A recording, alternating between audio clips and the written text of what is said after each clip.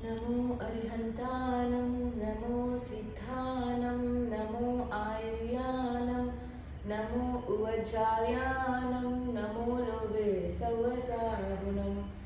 जय बोलो बृहद चैतन्य विराजमान चंद्र प्रभु भगवान की जय हो। जय बोलो बुद्धवाचन श्री गुरुनंद जी महाराज की जय। जय बोलो बुद्धवाचन श्री गुरुभद्र नंदी मुनि महाराज की जय। जय बोलो धन्य हारिका आदित्य श्री माता जी की जय। जय बोलो काम कुमार नंदी मुनि महाराज की जय। ಎಲ್ಲರಿಗೂ ಜೈ ಶ್ರೀ।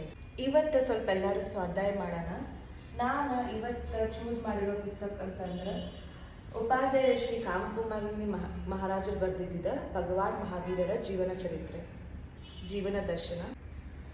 ನಾವಿವತ್ತು ಭಗವಾನ್ ಮಹಾವೀರರ ಪೂರ್ವ ಪರ್ಯಾಯಗಳ ಬಗ್ಗೆ ಸ್ಟಡಿ ಮಾಡೋಣ. ಪುರರವ ಪರ್ಯಾಯ. ಸಂಸಾರವೆಂದರೇನು, ನಾನು ಯಾರು, ಈಗ ಏನಾಗಿರುವೆ, ಅನಾದಿ ಕಾಲದಿಂದ ಎಷ್ಟು ಸಲ ಜನ್ಮ ಮರಣದ ಚಕ್ರದಲ್ಲಿ ತಿರುಗಿರುವೆನು. ಈ ರೀತಿ ವಿಚಾರ ಮಾಡುತ್ತಾ ಕುಳಿತ ಸ್ವಾಮಿ ಮಹಾವೀರರು ತಮ್ಮ ಅವಧಿ ಜ್ಞಾನದಿಂದ ತಮ್ಮ ಪೂರ್ವ ಜನ್ಮದ ವೃತ್ತಾಂತವನ್ನು ತಿಳಿದುಕೊಂಡರು. ನನ್ನ ಜೀವವು ನಾನು ಜಂಬೂದ್ವೀಪದ ವಿದೇಹ ಕ್ಷೇತ್ರದಲ್ಲಿ ಪುಷ್ಪಾಲವತಿ ದೇಶದಲ್ಲಿ ಪುಂಡರಿಕಿಣಿ ಎಂಬ ನಗರದ ಹತ್ತಿರವಿರುವ ಮಧುಕ ಎಂಬ ಹೆಸರಿನ ವನದಲ್ಲಿ ಪುರೂರವ ಹೆಸರಿನ ಮಾಂಸಾಹಾರಿ ಬಿಲ್ಲ ಸರದಾರನಾಗಿದ್ದೆನು. ನೋಡ್ರಿ, ಮಹಾವೀರ್ ತೀರ್ಥಂಕರ ಅವ್ರಿಗೆ ಅವಧಿಜ್ಞಾನ ಅಂತಂದ್ರೆ ಚತುರ್ಥ ಕಾಲದಾಗ ಮುನಿ ಮಹಾರಾಜರಿಗೆ ಅವಧಿಜ್ಞಾನ ಇರ್ತಿತ್ತ. ಅವರ ಪೂರ್ವ ಜನ್ಮದಾಗ ಏನಾಗಿದ್ರು, ಒಂದು ಜೀವಿ ಪೂರ್ವ ಜನ್ಮದಾಗ ಏನಾಗಿದ್ರು ಅದೆಲ್ಲ ಅವ್ರಿಗೆ ತಿಳಿತಿತ್ತು. ಅದಕ್ಕೆ ನಂತರ ಅವಧಿಜ್ಞಾನ ಪ್ರಾಪ್ತಿ ಆಗಿರ್ತೈತೆ ಅವ್ರಿಗೆ.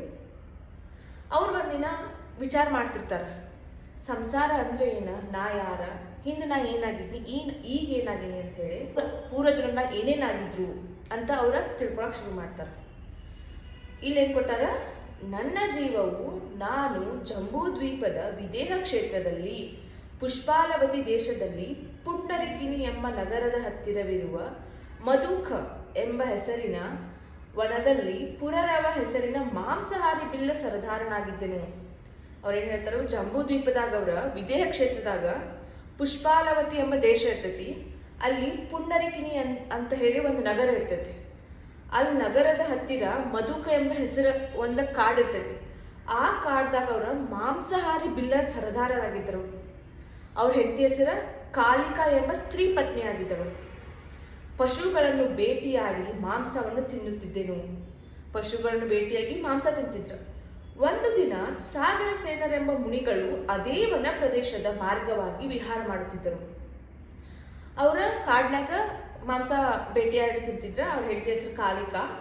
ಒಂದಿನ ಕಾಡ್ನಾಗ ಸಾಗರ ಸೇನ ಅನ್ನೋ ಮಹಾರಾಜರ ವಿಹಾರ ಮಾಡತ್ತಿರ್ತಾರ. ದೂರದಿಂದ ಅವರ ಕಣ್ಣುಗಳನ್ನು ಮಾತ್ರ ಕಂಡ ನಾನು ಜಿಂಕೆ ಎಂದು ತಿಳಿದು ಬಿಲ್ಲನೆತ್ತಿ ಬಾಣ ಹೊಡೆದನು. ಬೇಟೆಯಾಡುವಾಗ ಏನಾಗ್ತಿತ್ತು, ದೂರದಿಂದ ಅವ್ರು ನೋಡ್ತಾರ, ಅವ್ರ ಕಣ್ಣುಗಳನ್ನು ನೋಡಿ ಜಿಂಕ್ ಇರ್ಬೋದೇನೋ ಅಂತ ಹೇಳಿ ಬಾಣ ಬಿಡ್ತಾರ. ತತ್ಕ್ಷಣದಲ್ಲಿ ಕಾಲಿಕಾ ನನ್ನನ್ನು ತಡೆದು ಅವರು ವನದೇವರು ಇರಬಹುದು ಎಂದು ಹೇಳಿದರು. ಅವ್ರು ಹಿಂಗ ಬಾಣ ಹೊಟ್ಟಿಟ್ಕಂದ್ರ ಪಟ್ನ ಅವ್ರ ಹೆಂಡತಿ ಏನಂತಾಳಂದ್ರ, ಇಲ್ಲ ವನದೇವ್ರು ಇರ್ಬೋದು, ಅವ್ರು ಕಾಡಿನ ದೇವ್ರು ಇರ್ಬೋದು ಅಂತ ಹೇಳ್ತಾರ. ನಾವಿಬ್ಬರು ಅವರ ಹತ್ತಿರ ಹೋಗಿ ಅವರ ದರ್ಶನ ಪಡೆದವರು. ಅವರಿಬ್ರು ಸಾಗರ ಸೇನ್ ಮಹಾರಾಜರ ಕಡೆ ಹೋಗಿ ದರ್ಶನ ಪಡಿತಾರೆ. ಮನುಷ್ಯ ಜನ್ಮ ಪಡೆಯುವುದು ದುರ್ಲಭವೆಂದು ಮುನಿಗಳು ಉಪದೇಶಿಸಿದರು. ಇದನ್ನು ಪಡೆದ ಮೇಲೆ ನಶ್ವರ ಶರೀರದ ದಾಸನಾಗುವುದು ಯೋಗ್ಯವಲ್ಲವೆಂದರು. ಮಹಾರಾಜ ಏನಂತಾರಂದ್ರ, ಮನುಷ್ಯ ಜನ್ಮ ಪಡೆಯುವುದು ದುರ್ಲಭ, ಇದನ್ನು ಪಡೆದ ಮೇಲೆ ಈ ನಶ್ವರ ಶರೀರದ ದಾಸನಾಗುವುದು ಯೋಗ್ಯ. ನಮಗ ಎಷ್ಟೋ ಪುಣ್ಯದಿಂದ ನಮಗ ಮನುಷ್ಯ ಜನ್ಮ ಸಿಕ್ಕೈತಿ. ಈ ಮನುಷ್ಯ ಜನ್ಮ ಸಿಕ್ಕ ಮತ್ ಈ ನಮ್ಮ ಶರೀರದ ಮೇಲೆ ನಾವು ದಾಸ ಆಗಿರ್ತೇವೆ. ಶರೀರಕ್ಕೆ ಏನ್ ಬೇಕೋ ಅದನ್ನೆಲ್ಲ ಕೊಡ್ತಿರ್ತೀವಿ. ನಮ್ ಸೆಲ್ಫ್ ಕಂಟ್ರೋಲ್ ನಮಗ್ ಬಹಳ ಕಡಿಮೆ ಇರ್ತೈತಿ. ಅದಕ್ಕೇನಂತಾರು, ಸೆಲ್ಫ್ ಕಂಟ್ರೋಲ್ ಇರಲಿಲ್ಲ ಅಂದ್ರೆ ನಮ್ಗೆ ನಾವ ದಾಸ ಆಗೋದು, ನಮ್ಮ ಬಾಡಿಗೆ ನಾವು ದಾಸ ಆಗ್ತೇವೆ. ಈ ಇದನ್ನು ಕೇಳಿದ ಬಿಲ್ಲನು, ಮಹಾರಾಜರೇ, ನಾನು ಯಾರದೇ ದಾಸನಲ್ಲ, ಬಿಲ್ಲರ ಸರದಾರರಾಗಿದ್ದೇನೆ ಎಂದನು. ಅವ್ರ ಹಂಗಣಂತಲೇ ಶರೀರದ ದಾಸನಾಗೋದ ಕರೆಕ್ಟ್ ಅಲ್ಲ ಅಂತ ಹೇಳ್ತಾರೆ ಮಹಾರಾಜರ. ಅದಕ್ಕ ಬಿಲ್ಲ ಏನಂತಾರಂದ್ರ, ನಾ ಯಾರ್ದು ದಾಸ ಆಗಿಲ್ಲ, ಬಿಲ್ಲನ ಸರದಾರ ಆಗಿದ್ನ. ಬಿಲ್ಲ ಯಾರ್ಯಾರು ಭೇಟಿ ಮಾಡ್ತಾರಲ್ಲ ಅವ್ರು ಸರದಾರನಾಗಿದ್ದೇನೆ ಅಂತ ಹೇಳ್ತಾರೆ. ಈ ಮಾತನ್ನು ಕೇಳಿದ ಮುನಿರಾಜರು ಮುಗುಳ್ನಕ್ಕರು. ಈ ಮಾತನ್ನು ಕೇಳಿ ಅವ್ರ ಬಿಲ್ಲರ ಹಂಗನಂತಲೇ ಮಹಾರಾಜರ ಮುಗುಳ್ನಕ್ಕರು. ಮಹಾನುಭಾವ, ನೀನು ಸರದಾರನೆಲ್ಲಿ, 2 ಇಂಚಿನ ನಾಲಿಗೆಯು ನಿನ್ನನ್ನು ದಾಸನಾಗಿ ಮಾಡಿಕೊಂಡಿದೆ. ಅದರ ರುಚಿಗಾಗಿ ಬೇರೆ ಜೀವಗಳ ಪ್ರಾಣವನ್ನು ಬಲಿ ತೆಗೆದುಕೊಳ್ಳುತ್ತಾ ಅಲಿಯುತ್ತಿರುವಿರಿ. ಏನಂತಾರ ಅವ್ರ ಮಹಾರಾಜ್ರ, ಮಹಾನುಭಾವ, ನೀ ಸರದಾರಲ್ಲಿ 2 ಇಂಚಿನ ನಾಲಿಗೆ ರುಚಿಗೋಸ್ಕರ ಬೇರೆ ಜೀವಿಗಳು ನಿನ್ನ ಹತ್ಯೆ ಮಾಡಾಕತ್ತೀವಿ. ಆ ಜೀವಿಗಳ ಜೀವನವನ್ನು ನೀನು ಪಡೆದುಕೊಳ್ಳಾತೀವಿ ಬಿಕಾಸ್ ಆಫ್ ಯುವರ್ ಟಂಗ್.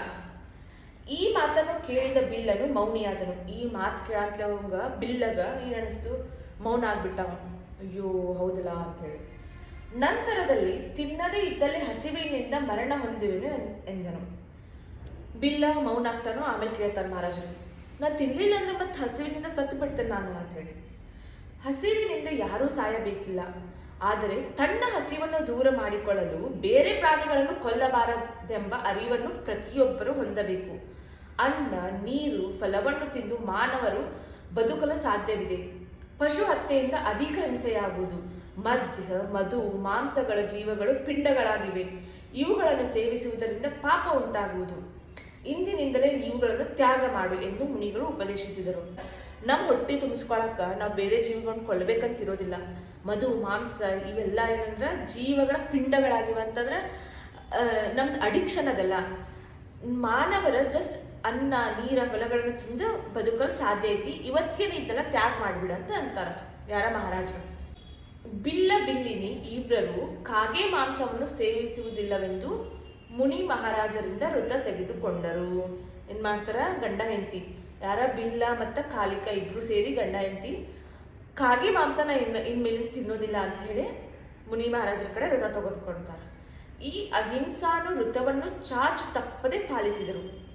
ಈ ಅಹಿಂಸಾನು ಏನು ವೃತ ಇರ್ತದಲ್ಲ, ಅವ್ರು ಏನ್ ಕಾಗೆ ಮಾಂಸ ತಿನ್ನೋದಿಲ್ಲ ಅಂತ ಅವ್ರು ವೃತ ತಗೊಂಡಿರ್ತಾರ, ಅದನ್ನ ಒಂದ್ ಸ್ವಲ್ಪ ಬಿಡೋದ ಕರೆಕ್ಟಾಗಿ ಅಚ್ಚುಕಟ್ಟಾಗಿ ಪಾಲಿಸ್ತಾರೋ. ಇದರ ಪುಣ್ಯ ಫಲದಿಂದ ಬಿಲ್ಲನು ಸೌಧರ್ಮ ಹೆಸರಿನ ಮೊದಲ ಸ್ವರ್ಗದಲ್ಲಿ ದೇವನಾದನು. ನೋಡ್ರಿ, ಒಬ್ಬ ಬೇಟೆಗಾರ ಮಾಂಸ ತಿಂದು ಬದುಕೋ ಜೀವಿ ಇತ್ತದ, ಒಬ್ಬರ ಮಹಾರಾಜರ ಉಪದೇಶದಿಂದ ಕಾಗಿ ಮಾಂಸ ತ್ಯಾಗ ಮಾಡಿ ಸ್ವರ್ಗದಾಗ ಸೌಧರ್ಮ ಹೆಸರಿನ ಮೊದಲ ಸ್ವರ್ಗದಾಗೂ ಬಹಳ ಟೈಪ್ಸ್ ಅದಾವ. ಸೌಧರ್ಮ ಹೆಸರಿನ ಮೊದಲ ಸ್ವರ್ಗದಲ್ಲಿ ದೇವರಾಗುತ್ತಾರ. ನೋಡ್ರಿ, ಒಂದು ನಿಯಮವನ್ನವ ಚಾಚು ತಪ್ಪದೆ ಸಾಯುವವರೆಗೆ ಬಳಸ್ಕೊಳ್ಳೋದ್ರಿಂದ ಅವ ಏನಾತಂದ್ರೆ ಸ್ವರ್ಗದೊಳಗ ದೇವನಾಗಿ ಹುಟ್ಟತಾನ. ಸ್ವರ್ಗದ ಜೀವನದ ಸಮಾಪ್ತಿಯ ನಂತರ ಇದೇ ಜೀವವು ಅಯೋಧ್ಯೆಯಲ್ಲಿ ಶ್ರೀ ಋಷಭದೇವರ ಪುತ್ರ ಪ್ರಥಮ ಚಕ್ರವರ್ತಿ ಭರತನ ಪುತ್ರನಾಗಿ ಜನಿಸಿತು. ನೋಡ್ರಿ, ಬೇಟೆಗಾರದಿಂದ ಸೌಧರ್ಮ ಸ್ವರ್ಗದಾಗ ದೇವನಾಗ್ತಾನ.